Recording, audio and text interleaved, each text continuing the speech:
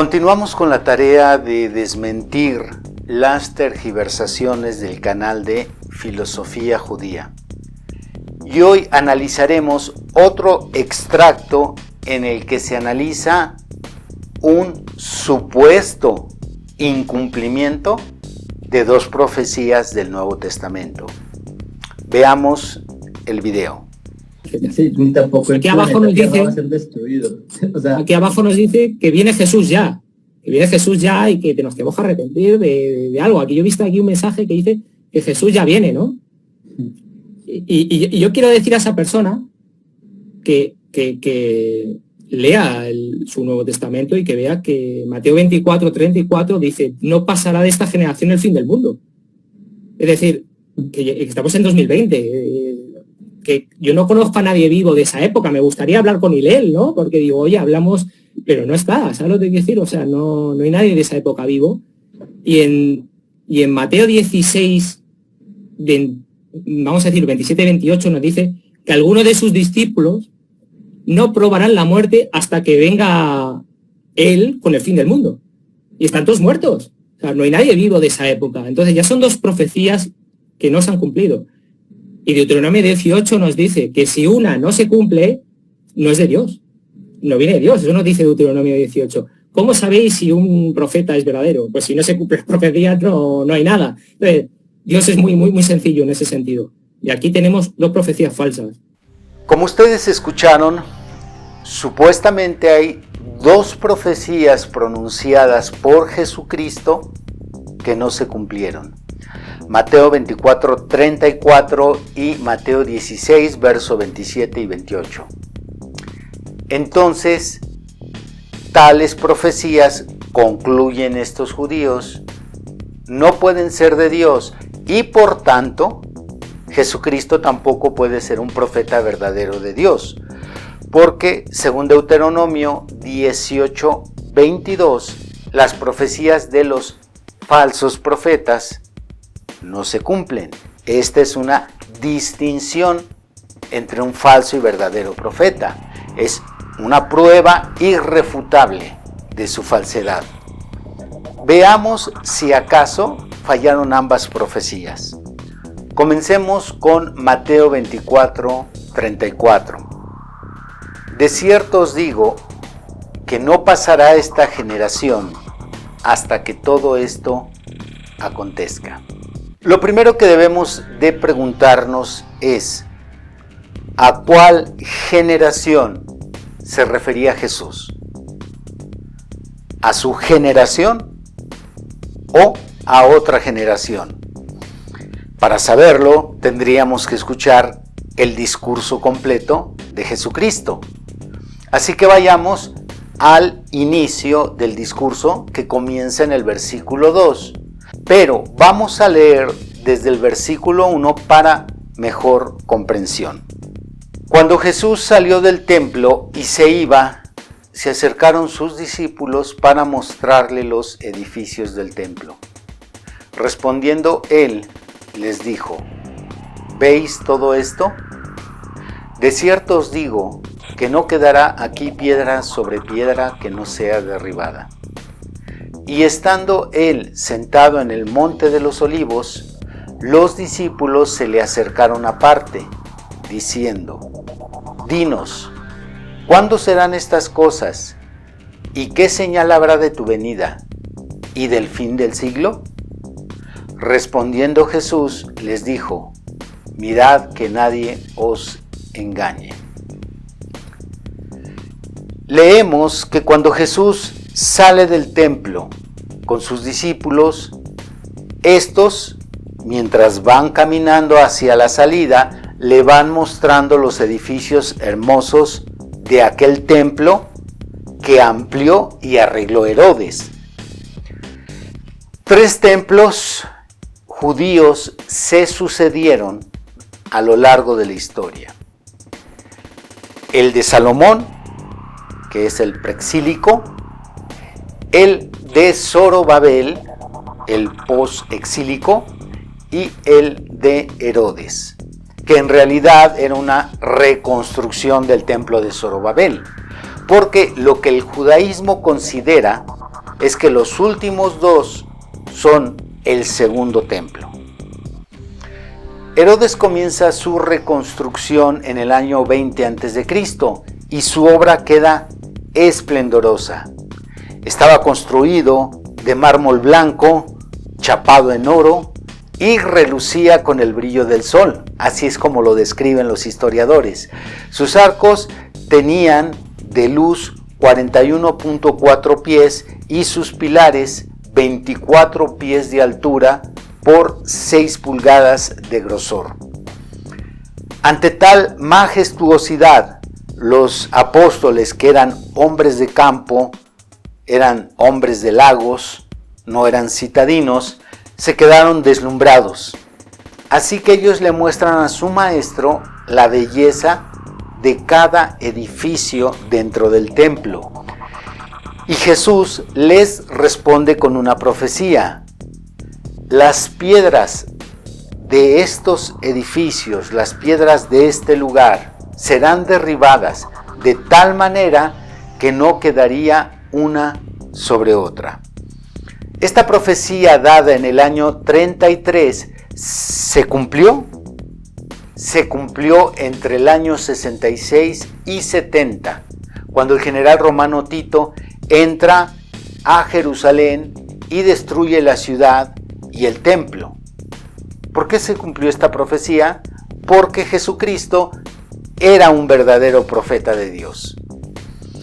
Y en el versículo 3 cambia el escenario.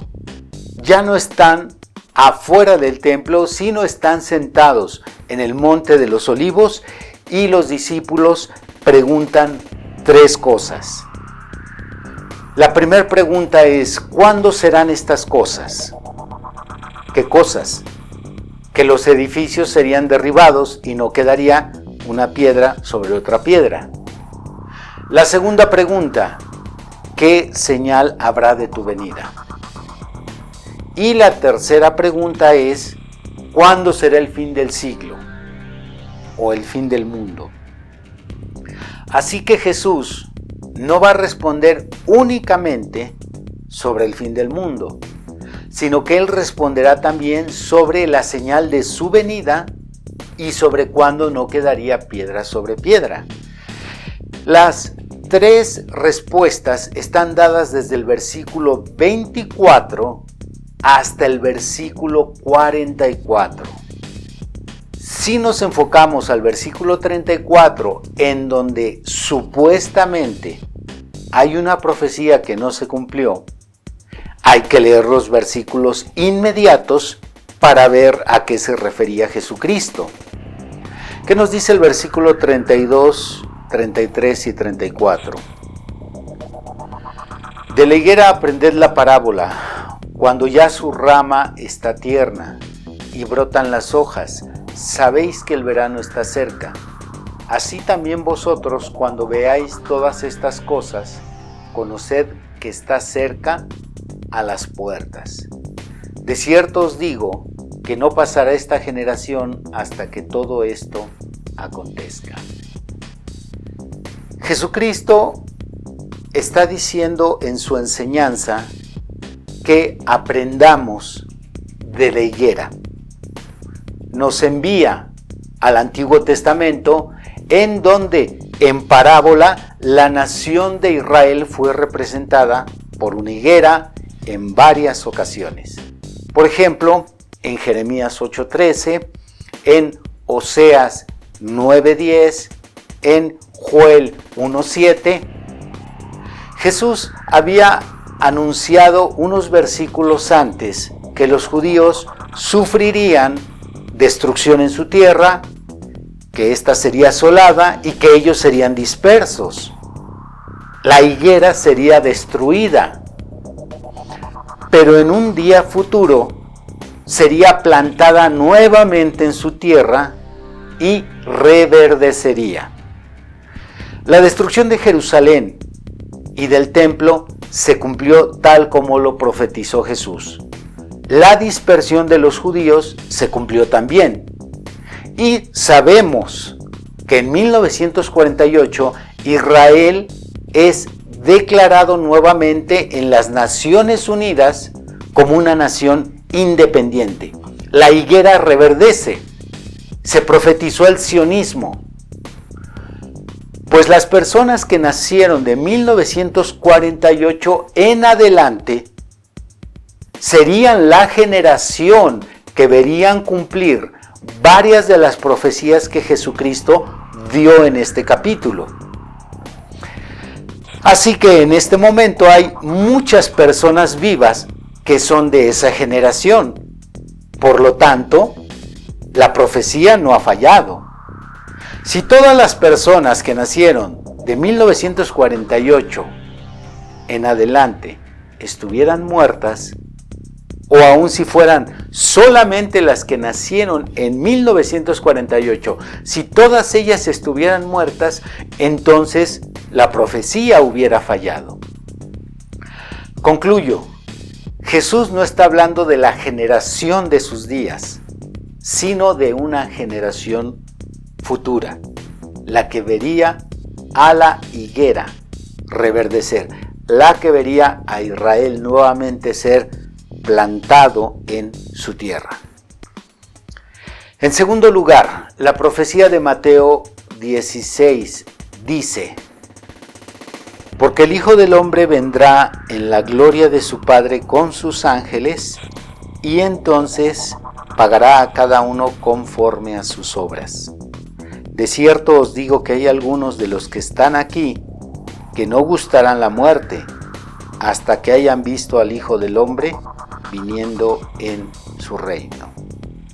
El verso 27 evidentemente habla de su segunda venida. Y no viene solo, sino viene con sus ángeles, la parusia. En la segunda venida de Jesucristo no viene Él con debilidad humana, como lo hizo en su primera venida, sino viene con poder y con gloria a pagar a cada uno conforme a sus obras. Y en el verso 28 Jesús dice que hay algunos que están allí con Él, que no gustarán la muerte o no morirán hasta que primero vean el cumplimiento de esta profecía, que es la segunda venida de Cristo. Entre ellos estaba el discípulo Juan, el que se conocía comúnmente como el discípulo amado. Juan es el único de los 12 apóstoles que no murió sacrificado, sino que murió de vejez. Juan, en tiempo de persecución del emperador Domiciano, Juan fue perseguido, capturado por su fe cristiana y desterrado a la isla de Patmos, en donde estuvo 2 años recluido. Y en esos 2 años tuvo una serie de visiones sobre el fin del mundo. Y entre esas visiones, él vio la segunda venida de Cristo. Y él lo describe en varios versículos de este libro. Yo solo voy a citar uno que está en el capítulo 1, verso 7. He aquí que viene con las nubes, y todo ojo le verá, y los que le traspasaron, y todos los linajes de la tierra harán lamentación por él. Sí, amén. Tal como lo profetizó el Señor Jesucristo aquí en Mateo, Juan está viendo al Hijo del Hombre venir en su reino. Lo vio en la visión que él tuvo, porque los profetas ven eventos futuros cumplirse en sus visiones. Por ejemplo, ¿quién podría negar que Ezequiel vio un templo que todavía no está construido? Y no solo lo vio, sino escuchó las medidas del templo. El profeta Isaías vio el futuro reino mesiánico. De igual manera, Juan vio la segunda venida de Jesucristo, tal como Jesús lo declaró, y se cumplió de esta manera la profecía de Mateo 16, 28. Así que, utilizando la misma regla que este judío utiliza para decir que las profecías de Jesús no se cumplieron y que por lo tanto Jesús no es un profeta de Dios, Ahora yo digo que al haber demostrado que las dos profecías son verdaderas, porque una de ellas está parcialmente cumplida, la de Mateo 24:34, y Mateo 16:28 sí se cumplió al pie de la letra, y la profecía que no quedaría piedra sobre piedra también se cumplió, entonces esto nos lleva a la inevitable e irrefutable conclusión de que Jesucristo fue en sus días aquí en la tierra un verdadero profeta de Dios.